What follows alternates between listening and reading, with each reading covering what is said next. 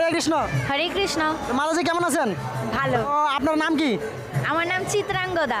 চিত্রাঙ্গদা, অনেক সুন্দর নাম। তো এই চিত্রাঙ্গদা নামে শ্রীকৃষ্ণ লীলা কে আছেন বলেন? এরকম সনাতন ধর্মীয় বিভিন্ন কুইজ ভিডিও পেতে চ্যানেলটি সাবস্ক্রাইব করুন, ভিডিওটি লাইক কমেন্ট এবং শেয়ার করে সনাতন ধর্মের প্রচারে সহযোগিতা করুন। হরে কৃষ্ণ। লীলা কে আছেন বলেন? সখী। কে আছেন? শ্রীকৃষ্ণের সখী, অষ্টসখীর মধ্যে একজন। অসংখ্য ধন্যবাদ আপনাকে। হরে কৃষ্ণ। তো আপনাকে এই যে আমাদের সামনে গরু পূর্ণিমা আসছে, তাই না? হ্যাঁ। তো আমাদের এই যে গরু পূর্ণিমা কার আবির্ভাব তিথি? গৌরাঙ্গ মহাপ্রভুর আবির্ভাব। রয়েছে। আপনাকে আমরা 5টা প্রশ্ন করবো, তো এই 5টার মধ্যে যদি আপনি 4টার উত্তর দিতে পারেন তাও আপনার জন্য একটা আকর্ষণীয় পুরস্কার আছে। আপনি কি প্রস্তুত? হ্যাঁ। তো প্রথম প্রশ্ন হচ্ছে যে গৌরাঙ্গ মহাপ্রভুর শিশুকালে 2টা নাম থাকে, তো এই নাম 2টা কি কি? নিমাই আর বিশ্বম্বর। অসংখ্য ধন্যবাদ মাতাজিকে, অনেক সুন্দরভাবে উত্তর দিয়েছেন। তো এই যে নিমাই আর বিশ্বম্বর, তো এই নিমাই নাম কেন হয়েছে আর এই যে বিশ্বম্বর নামটা কে রাখছেন? নিম গাছের নিচে মহাপ্রভু জন্মগ্রহণ করেছিল, তাই তার নাম নিমাই। আর বিশ্বম্বর নাম রেখেছেন নীলাম্বর চক্রবর্তী। নিমাই নামটা কে রাখছিলেন? আর নিমাই নামটা গ্রামবাসী মানে সবাই মিলে এই নামটা রেখেছিলেন। তো সবাই মিলে নিম গাছের তোলায় গৌরাঙ্গ মহাপ্রভু আবির্ভাব হয়েছিলেন, এই জন্য সবাই মিলে গ্রামবাসী মিলে কি রাখছিলেন? নিমাই। তো এই যে বিশ্বম্বর, তো এই বিশ্বম্বর নামটা কে রেখেছেন? বিশ্বম্বর নামটা রেখেছিলেন নীলাম্বর চক্রবর্তী, যিনি ছিলেন গৌরাঙ্গ মহাপ্রভুর মায়ের পিতা। অসংখ্য ধন্যবাদ মাতাজিকে। হরে কৃষ্ণ। তো মাতাজি সুন্দরভাবে উত্তর দিয়েছেন। তো এবার তৃতীয় প্রশ্ন। তো তৃতীয় প্রশ্ন আছে যে গৌরাঙ্গ মহাপ্রভুর গুরুদেবের নাম কি? তিনি কার কাছ থেকে দীক্ষা প্রাপ্ত হন? গৌরাঙ্গ মহাপ্রভুর গুরুদেবের নাম ঈশ্বরপুরী। ঠিক, ঈশ্বরপুরী। ঈশ্বরপুরী কনফার্ম? হ্যাঁ, ঈশ্বরপুরী। এই উত্তরটা কি নিব? ভুল হবে না তো? একটু চিন্তা করেন। ঈশ্বরপুরী। তো আপনার এই উত্তরটাও সঠিক, অসংখ্য ধন্যবাদ আপনাকে। তো এবার আমরা আপনাকে চতুর্থ প্রশ্ন করব। তো চতুর্থ প্রশ্ন হচ্ছে যে গৌরাঙ্গ মহাপ্রভু একজন দিগ্বজয়ী পণ্ডিতকে পরাজিত করেছিলেন শাস্ত্রীয় তর্কযুদ্ধে, তো এই দিগ্বজয়ী পণ্ডিতের নাম কি? কেশব ভারতী। কেশব ভারতী না, সত্যি কি? কেশব ভারতী। সত্যি কি কেশব ভারতী? কেশব ভারতী, তিনি নামটা কেশব ভারতী মনে হচ্ছে, কি উনি গঙ্গা দেবীর আচ্ছা, ছিলেন। কার আশীর্বাদ প্রাপ্ত? গঙ্গা দেবীর আশীর্বাদ প্রাপ্ত ছিলেন। হরে কৃষ্ণ। তো অসংখ্য ধন্যবাদ মাতাজিকে, অনেক সুন্দরভাবে উত্তর দিয়েছেন, অনেক সুন্দরভাবে 4টি প্রশ্নের উত্তর দিয়েছেন। এবার শেষ প্রশ্ন। তো গৌরাঙ্গ মহাপ্রভু অন্তিমে তিনি যখন এই জড়জগতের লীলা শেষ করেন, তখন তিনি কোথায় কিভাবে এই লীলা শেষ করেন, সংবরণ করেন? পুরীর জগন্নাথ। এটা অনেক সোজা ছিল। পুরীর জগন্নাথ। পুরীর জগন্নাথে কি হন? তিনি পুরীর জগন্নাথ মন্দিরে প্রবেশ করে সেই জগন্নাথের সাথে মানে লীন হয়ে যান। মানে অসংখ্য ধন্যবাদ মাতাজিকে। হরে কৃষ্ণ, অনেক সুন্দরভাবে উত্তর দিয়েছেন 5টি প্রশ্নের। তো মাতাজির জন্য একটা সুন্দর পুরস্কার আছে আমাদের পক্ষ থেকে। তো আপনার জন্য একটি পুরস্কার আছে, শ্রী চৈতন্য মহাপ্রভুর জীবনী ও শিক্ষা। হরে কৃষ্ণ। তো এই যে পুরস্কারটা পেয়ে আপনি খুশি? হ্যাঁ প্রভু।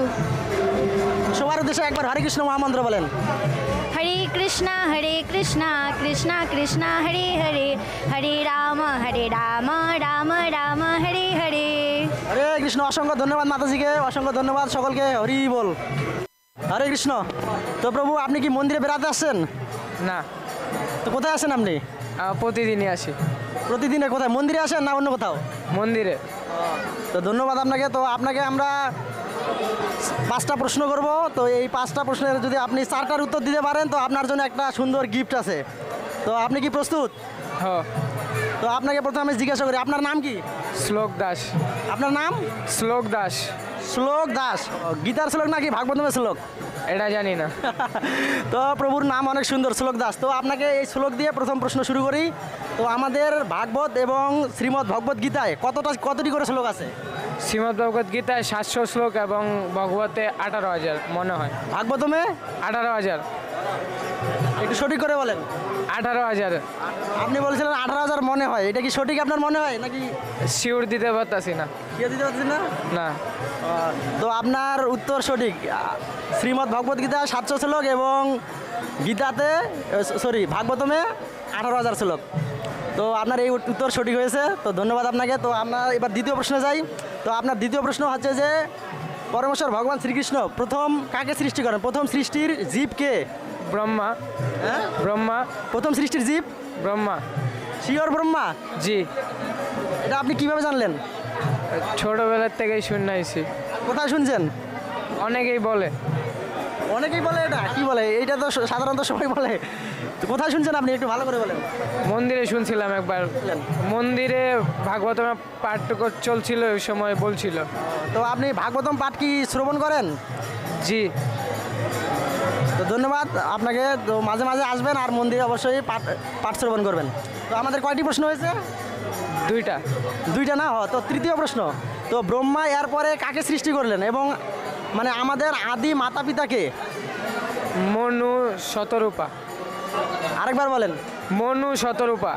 মনু আর শতরূপা। শতরূপা। তো ধন্যবাদ আপনাকে, আপনার তৃতীয় প্রশ্ন সঠিক। তো আপনি সুন্দরভাবে কিন্তু সব প্রশ্নের উত্তর দিতে পারলেন।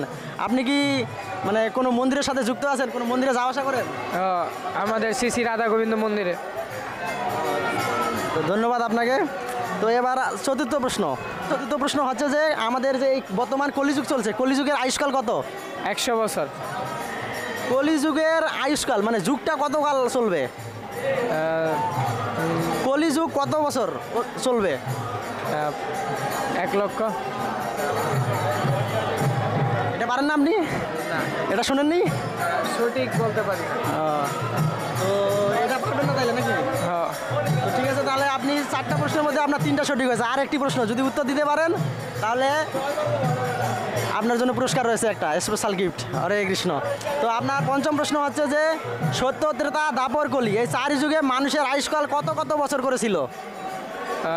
সত্য যুগে 1 লক্ষ। তারপরে কোন যুগ? তারপর ত্রেতা যুগ।